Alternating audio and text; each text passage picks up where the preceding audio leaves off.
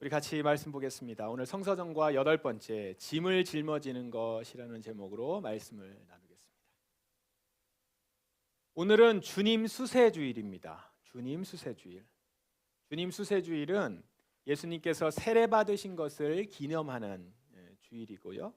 12월 25일 성탄절과 1월 6일 주연절 바로 다음에 오는 주일, 그 주일을 주님 수세주일로 지키고 있습니다. 성탄절이 사람으로 오신 예수님, 즉 예수님의 인성을 강조하는 절기라면 주현절은 그 아기 예수가 하나님이시라는 사실, 즉 예수님의 신성을 강조하는 절기입니다. 그렇게 사람의 몸을 입고 이 땅에 오신 예수님, 하나님이신 예수님께서는 마침내 때가 되어서 그분의 공적 사역을 이제 시작을 하시는데 그 출발점이 바로 예수님의 세례받는 일이었습니다. 왜 예수님의 세례가 그분의 공적 사역의 시작이 되는지 뒤에 가서 좀 더 나누도록 하겠습니다. 많은 사람들에게 죄 씻음의 세례를 주던 요한이 사두개인들과 바리새인들을 향해서는 회개의 열매를 맺으라 이렇게 일가를 했죠. 그때 예수님께서 갈릴리로부터 요단강으로 오셨습니다. 갈릴리부터 요단강까지가 직선거리가 보니까 약 100km예요. 당시 사람이 도보로 걸으려면 한 4일 이상 걸리는 굉장히 먼 거리죠. 그렇게 먼 거리임에도 불구하고 예수님이 여기까지 오신 걸 보면 이곳에서 하실 일이 꽤나 중요한 일이었을 겁니다. 그 일이 뭡니까? 바로 요한에게 세례를 받는 일이었던 거죠. 그러나 정작 세례를 줄 요한은 그 일을 말리면서 손사래를 치면서 이렇게 말합니다. 제가 예수님께 세례를 받아야 하는데 도리어 예수님께서 제게 오셨습니까? 요한은 이해가 되지 않았다는 거예요. 하나님의 아들이신 예수님께서 자기 같은 사람에게 세례를 받는다? 말이 되지 않는다라는 거죠. 오히려 자신이 하나님의 아들인 예수님께 세례를 받는 것이 마땅하다 이렇게 생각했던 것이죠. 그런데 그런 요한의 말을 들으신 예수님이 뭐라고 설명하십니까? 지금은 그렇게 하자. 우리가 이와 같이 하여 모든 의를 이루시는 것이 좋다, 옳다. 모든 의를 위해서는 지금 그렇게 하는 것이 맞다라는 거예요.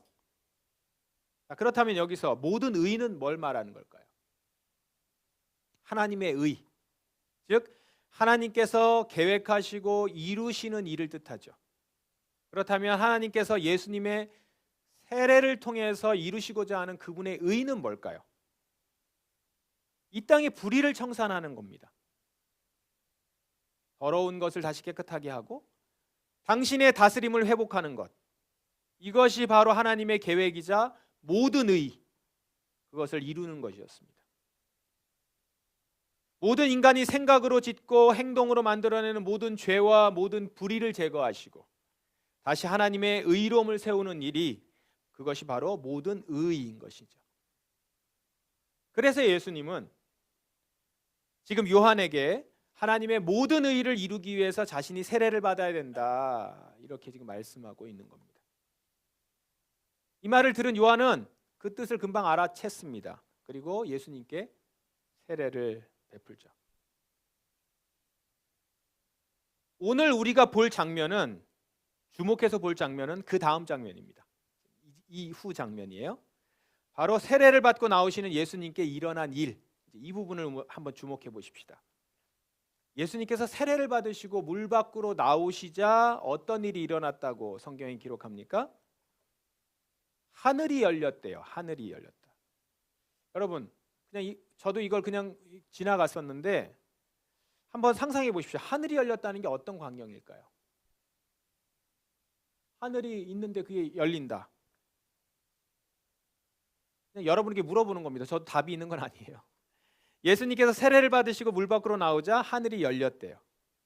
그리고 열린 하늘에서 무엇이 내려왔습니까? 성령님이 내려오셨는데 비둘기처럼 예수님께 내려왔대요. 성령님이 비둘기처럼 내려오는 모습은 또 어떤 광경일까요? 우리는 비둘기를 생각하는데 비둘기가 내려온 게 아니고 성령님이 오신 거거든요. 일단 성령님이 진짜 비둘기 모양을 취해서 시각적으로 나타내셨을 수도 있겠죠. 아니면 비둘기 형상은 아니지만 비둘기가 내려앉듯이 그렇게 부드럽고 평온하게 내려앉았다라는 점에서 비둘기처럼이라고 기록했을 수도 있을 겁니다. 중요한 것은 여기서 중요한 건 이거예요. 아직 시기적으로 성령님께서 이 세상에 상주하는 시대가 아니에요. 그런데 지금 성령님께서 예수님께 내려오셨다는 겁니다. 성령 하나님은 언제 이 땅에서 우리와 함께 하셨죠? 예수님이 승천하시고 오순절 때잖아요. 그러니까 지금 세례를 받으신 예수님 위에 성령님께서 내려오신 것은 매우 특별한 사건인 것이죠. 그런데 놀라운 것은 그게 다가 아닙니다. 지금 성령님이 임재하시는 그때 하늘로부터는 소리가 납니다. 어떤 소리입니까? 이는 내 사랑하는 아들이며 내가 기뻐하는 아들이다. 성부 하나님께서 등장하신 겁니다. 예수님을 보고서 사랑하는 아들이다라고 말씀하시는 걸 보니까 분명히 아버지 하나님이죠. 성부 하나님의 목소리입니다. 여러분이 잘 인지를 못하셨을 수도 있겠는데 이제까지 하나님이 이 땅에 사람들에게 나타나실 때는 주로 천사를 통해서 나타나셨습니다. 그래서 천사를 통해서 주의 사자 이렇게 써 있죠.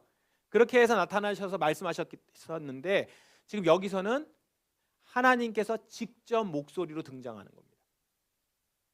물론 음성만 들리는 것이기는 한데 그래도 이렇게 하나님이 직접 말씀하셔서 당신을 계시하시는 것은 매우 드문 일입니다. 자, 지금 세례를 받고 올라오시는 예수님에게 성령 하나님과 성부 하나님이 동시에 등장하신 상황이에요. 이 장면이. 자, 예수님 계시죠? 성령 하나님이 내려오셨죠? 성부 하나님께서 말씀하시죠. 새 위격의 삼위 하나님께서 총출동하신 아주 특별한 장면입니다. 자, 왜냐하면 성경에서 성삼위 하나님이 모두 나타나신 경우는 창세기의 창조 때 하고 여기 세례밖에 없습니다. 매우 드문 일이죠. 신약에선 처음이자 유일합니다. 자, 그런데 여기서 이제 질문입니다. 예수님은 왜 세례를 받으셨을까요? 세례는 뭐예요? 죄를 씻는 의식입니다. 정결 의식이거든요. 그러면 세례는 당연히 죄인이 받는 거예요. 그럼 예수님이 죄인입니까? 아니죠. 예수님은 사람의 몸을 입고 계시지만 죄는 짓지 않으셨어요.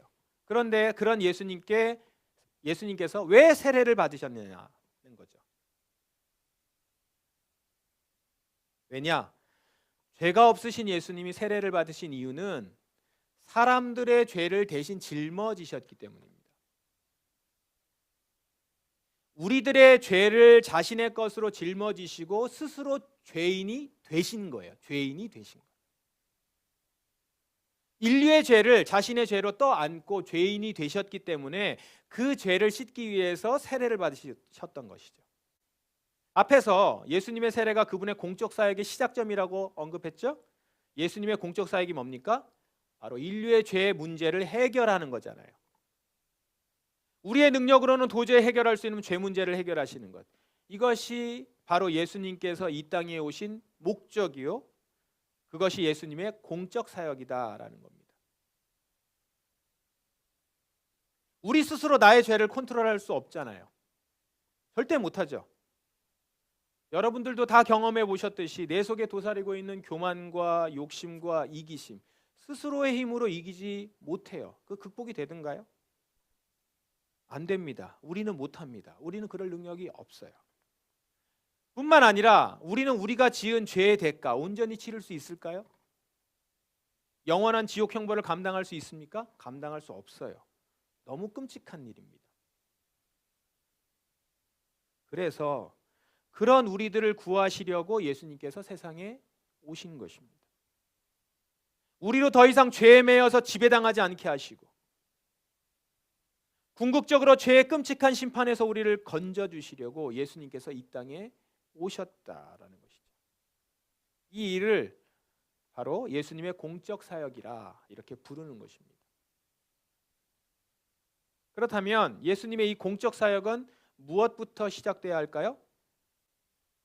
일단 우리가 지었고 짓고 있고 지을 모든 죄들을 주님이 당신의 것으로 떠안아야 되겠죠?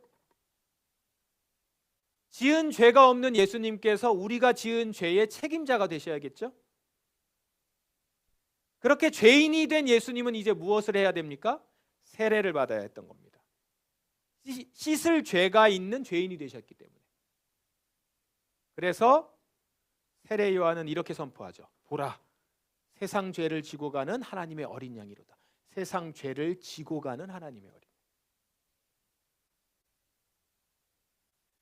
양. 그렇게 우리 죄를 자신의 것으로 짊어지신 예수님, 결국 어떻게 되셨습니까? 무거운 십자가를 홀로 지시고 골고다 언덕으로 오르셔서 마침내 십자가에 못 박혀 죽으셨습니다. 예수님은 우리들의 죄를 홀로 떠안으시고 혹독한 대가를 다 치르셨던 겁니다. 아무리 하나님이신 예수님이지만 인간의 몸을 입고 계신 예수님에게도 십자가 형벌은 결코 쉽지 않은 일입니다. 겟세마네 언덕에서 땀방울이 핏방울처럼 흘러내리면서 기도하신 예수님을 기억해 보세요. 예수님에게도 십자가 사역은 결코 쉽지 않은, 아니 아주 몹시 무겁고 힘든 사역이었을 겁니다. 그래서 대속의 사역이 그렇게 무겁고 어려운 일이어서, 그렇게 어려운 일이기 때문에 그 일의 시작을 알리는 세례 때에 삼위 하나님께서 총출동하신 겁니다. 십자가를 감당한 능력과 힘을 북돋아 주시려고 성령 하나님은 비둘기처럼 예수님 위에 내려오셨고, 이제 십자가 위에서 버려질 예수님, 그 예수님의 귀에 너는 내 사랑하는 아들이며 나의 기뻐하는 아들이다 라는 음성을 들려주심으로써 하나님은 예수님이 당신의 사랑을 의심하지 않게 하셨던 겁니다.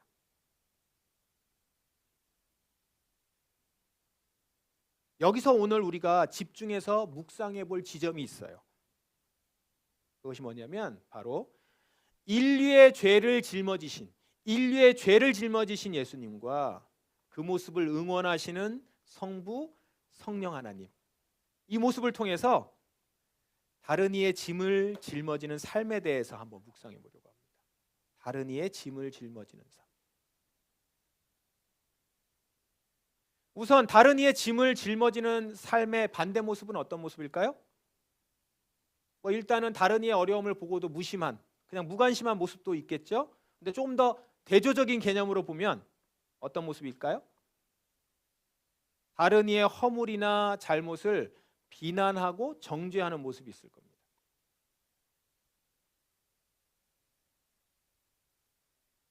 예수님께서는 죄인인 우리들을 정죄하거나 비난하지 않으시고 그 죄를 어찌할 수 없는 우리들을 위해서 그 짐을 대신 이렇게 지어주셨지 않습니까? 이처럼 누군가의 죄나 허물을 비난하고 정죄하기보다 그 죄의 짐을 대신 짊어지는 삶을 한번 묵상해 보자라는 거예요. 여러분에게도 말씀을 드렸듯이 지난주에 저희 가정은 상하이 여행을 다녀왔습니다. 저희 가정이 상해를 떠난 지 13년 됐는데 떠나온 후에 처음으로 상하이를 방문한 것이라서 더욱 뜻깊은 시간을 보냈던 것 같습니다. 특별히 거기 사는 동안 6년 동안 살았는데 사는 동안 한 번도 가보지 않았던, 사실 있는지도 몰랐던 윤봉길 의사의 의거 현장인 홍커우 공원을 처음으로 방문하게 됐습니다. 그리고 자주 갔었던, 여기는 자주 갔습니다. 상하이 임시정부, 대한민국 임시정부, 여기도 다시 한번 방문을 했는데요. 이번에는 우리가 작년에 유적지를 돌면서 백범 김구 선생님의 그 백범 일지 봤잖아요. 그 김구 선생님의 전기를 읽고 그리고 알고 갔던 터라서 그분들의 행적을 되돌아보는 느낌이 예전과는 확실히 달라졌음을 느낄 수 있었습니다. 아마 여러분들도 그 책을 읽고 다시 한번 갈 기회가 있다면 다를 겁니다. 먼저 이 홍커우 공원, 루신 공원에 마련된 윤봉길 의사 기념관에서 짧은 일대기 영상을 좀 보았어요. 윤봉길 의사가 단지 이 도시락 폭탄, 이 물통 폭탄이더라고요. 정확히는 그 도시락 폭탄만 던진 게 아니라 원래 윤봉길 의사는 이전부터 20대 초반, 10대 후반, 20대 초반부터 그 어린 시절부터 고향인 충남 예산에서 농민 계몽 운동을 펼쳤던 사람이더라고요. 글을 모르고 무지한 농민들을 위해서 야학을 세우고 가르쳤어요. 그러다가 깨닫게 됩니다. 지금 시급한 건 교육보다도 독립이다. 그걸 생각하고 다 거기를 정리하고 중국 상하이로 건너갔던 겁니다. 그냥 한 번에 못 가고요. 여러 곳을 돌아서 상하이까지 갑니다. 상하이 홍코우 시장에서 야채를 팔면서 독립운동의 기회를 엿보다가 김구 선생님을 만나요. 그리고 홍코우 의거에 발탁이 된 겁니다. 이 자리가 바로 윤봉길 의사가 폭탄을 투척했던 현장입니다. 거기에 이제 비석이 세워져 있고 그 글이 적혀 있습니다. 거기서 이제 사진도 찍고 한참 바라봤거든요. 어땠을까요? 윤봉길 의사가 그 전날 한번 갔대요. 의거 전날. 몇 번이고 속으로 어떻게 던져야 될지, 얼마의 힘으로 던져야 될지, 실수하면 안 되니까. 실수 없이 이 거사를 치러야 된다는 생각이 얼마나 긴장했을까요? 몇 번이고 속으로 던지는 연습을 했을 겁니다. 저기 서보면요, 저도 막 뭐 던지고 싶어요. 그런 느낌이 듭니다. 김구 선생님의 일생은 자서전을 읽은 분들이 많아서 많이들 알고 계실 것 같은데요. 김구 선생님 역시 민비를 시해한 일본인들을 죽인 대가로 사형에 처해졌다가 천신만고 끝에 이제 상하이로 넘어가시죠. 자서전을 보면 신의주에서 배를 타고 상해 푸동 선착장에 도착했다는 기록이 있습니다. 지금 이게 현 푸동 사진입니다. 여러분들도 많이 찍고 많이 보셨을 건데. 김구 선생님이 도착한 곳이 이곳이라고 생각하니까 이 자리가 좀 다르게 느껴지더라고요. 그냥 관광지가 아니라 이 현장이 우리의 독립의 길이 열리는 현장이었구나. 가보신 분들도 있겠지만 이곳이 바로 옛 프랑스 조계제 안에 위치한 대한민국 임시 이 모습이었다고 해요. 먼저 보여드리면 이게 예전 모습이죠.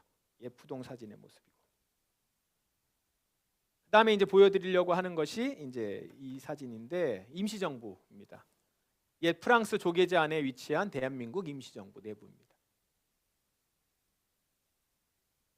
상해 임시정부는 3.1운동 결과로 생겨난 대한민국 최초의 삼권분립 공화정 정부입니다.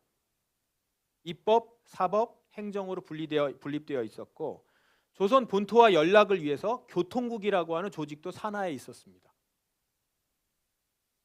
그렇게 수립된 임시정부 많은 어려움을 겪습니다. 특히 이승만 대통령이 조선 통치를 유엔에 맡기자는 제안을 이렇게 해요. 그것 때문에 정부 인사들 안에 큰 분쟁이 생깁니다. 그럴 거면 정부를 왜 만들었냐는 거죠. 조선 통치를 유엔에 맡길 거면.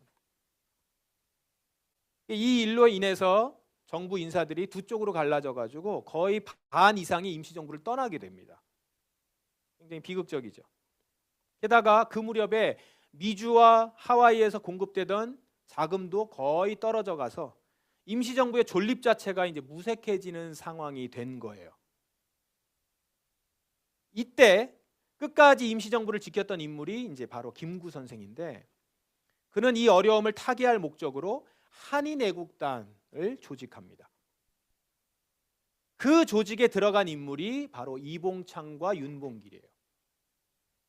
이봉창은 1932년에 일본 천황에게 폭탄을 투하했는데 안타깝게도 폭탄이 불발이 됩니다. 그래서 실패로 돌아가요. 그리고 그 다음 해인 1933년에 윤봉길은 홍코우에서 이 도시락 폭탄을 던져서 의거에 성공합니다. 이 폭탄 불발로 폭탄을 만들었었던 그 사람이 얼마나 자책을 하는지 이 폭탄도 그 사람이 만들었대요. 20개를 만들고 20개를 다 터뜨려 보고 다시 만들고 이러면서 해서 폭탄을 던졌을 때 터지게 성공을 했다고 합니다. 자, 이봉창 그리고 윤봉길 이 두 사람의 의거로 인한 이 사건으로 임시정부는 다시금 전 세계에 존재감을 알리게 됩니다. 대한민국 정부가 살아있구나. 대한민국이 독립할 의지가 있구나. 일본에게 잠식당하지 않고 엄연히 독립해 존재하는구나를 전 세계에 알린 겁니다. 이 사건들이. 그래서 이 일로 다시 미주와 하와이에서 후원금이 물밀듯이 들어오고 특히 중국 국민당으로부터 임시정부가 전폭적인 지지를 받게 됩니다. 그래서 윤봉길 의사의 그 의거를 두고 장제스가 극찬을 했다고 하죠. 중국 4천만 대군이 해내지 못한 일을 조선 청년 한 사람이 해냈다. 여러분, 김구 선생의 그 자서전을 보시면 이봉창 의사와 윤봉길 의사, 그들의 거사를 앞두고 그들과 마지막 인사를 하는 대목들이 좀 나와요. 거기에 뭐 시계도 이렇게 주고받고, 식사를 위해서 마지막 날 아침에 이제 고깃국을 끓여 먹이고, 뭐 이제 이런 것들. 나중에 지하에서 봅시다 이러면서 이제 인사하고 헤어지거든요. 얼마나 뭉클한지 모릅니다. 아직 읽어보시지 않은 분들은 제가 책도 사드렸습니다. 그 부분이라도 꼭 읽어보십시오. 짧습니다. 그렇게 길지 않아요. 오늘 말씀을 준비하면서 이런 생각이 들었습니다. 이분들이야말로 예수님처럼 다른 이의 짐을 자신의 어깨에 짊어진 분들이구나.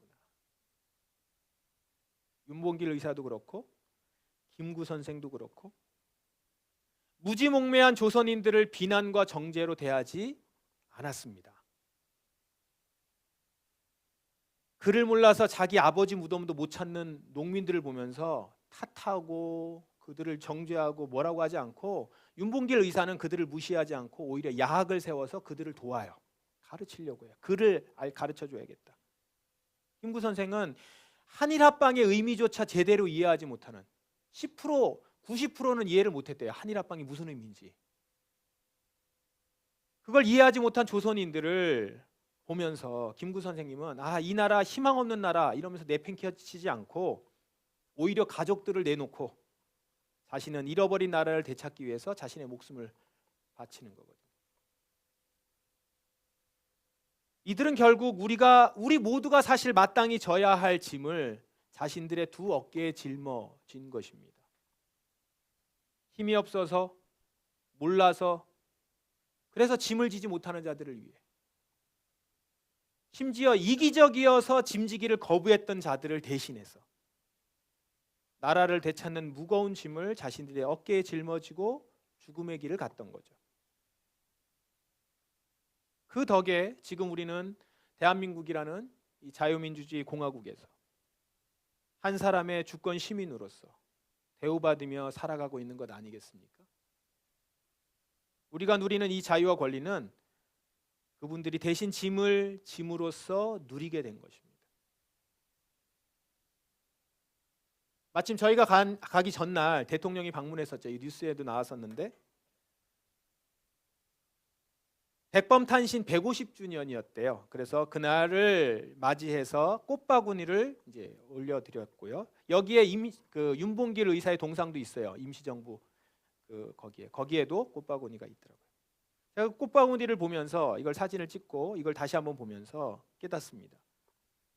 분명 다른 이의 짐을 대신 짊어졌던 그분들의 삶은 고난과 역경의 연속이었지만 그 길의 종국은 영광이라는 진리, 그 길의 종국은 영광이라는 것이다. 다른 이의 짐을 짊어지고 스스로 고난의 길을 자처했던 사람들의 결국은 영광입니다.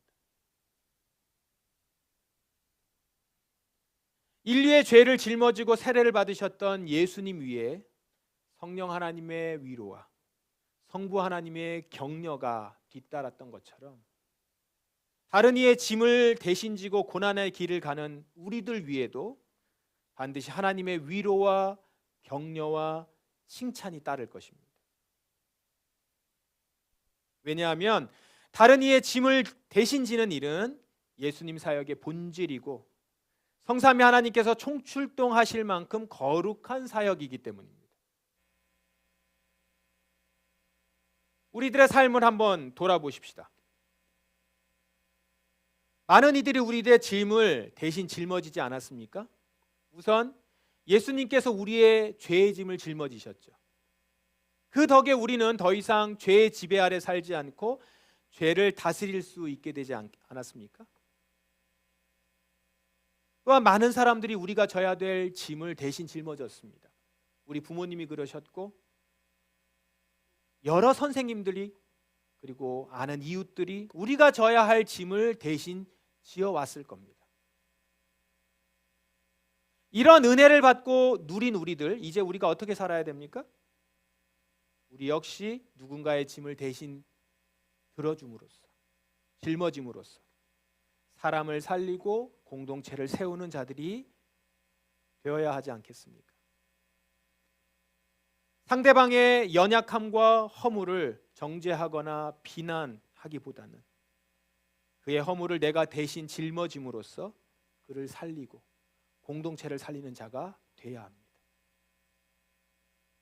내 형제의 죄 때문에 내가 상처받을 수도 있어요. 그 상처받은 마음을 그 사람에게 그대로 돌려주거나 더 많이 돌려주는 것이 아니라 그 상처받은 마음을 주님 앞으로 가지고 나가서 토로하며 기도하는 것, 그것이 바로 형제의 죄의 짐을 대신 지는 것인 겁니다. 내 이웃의 허물 때문에 내가 힘들어진 상황을 불평하기보다 묵묵히 그 어려움을 감당하는 모습, 이것이 바로 이웃의 짐을 대신 지는 행위입니다. 그리고 그렇게 이웃의 짐을 대신 지는 여러분에게는 결코 손해만 있는 것이 아닐 것입니다. 예수님에게 그렇게 오셨듯이 하나님의 성령이 비둘기처럼 여러분들 위에 내려와 여러분들이 그 일을 계속 감당할 수 있는 힘을 주실 것이고, 성부 하나님의 음성, 이는 내 사랑하는 아들이며 내 기뻐하는 아들이다, 이는 내 사랑하는 자녀다, 내가 택한 백성이다, 이 음성이 여러분 귀에 들리게 될 것입니다. 또한 그런 여러분들의 수고와 희생은 분명 열매를 맺어서 영광스러운 명예와 보상과 칭찬으로 돌아가게 될 것입니다.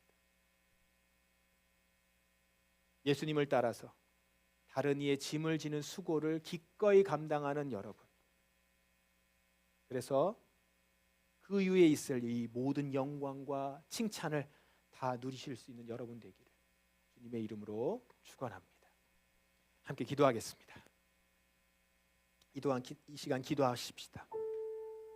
주님께서 저의 짐을 대신 짊어지셨습니다. 많은 사람들이 저의 이 부족한 자의 이 짐을 대신 짊어지셨습니다. 이제는 제가 이웃의 짐을 대신 지는 자 되고 사랑하는 이 공동체의 짐을 대신 짊어지면서 살아가겠습니다. 성령 하나님, 제가 이 일을 감당할 수 있도록 힘을 주십시오. 성부 하나님, 주님 저에게 확신을 주십시오. 예수님, 제 앞서서 이끌어가 주십시오.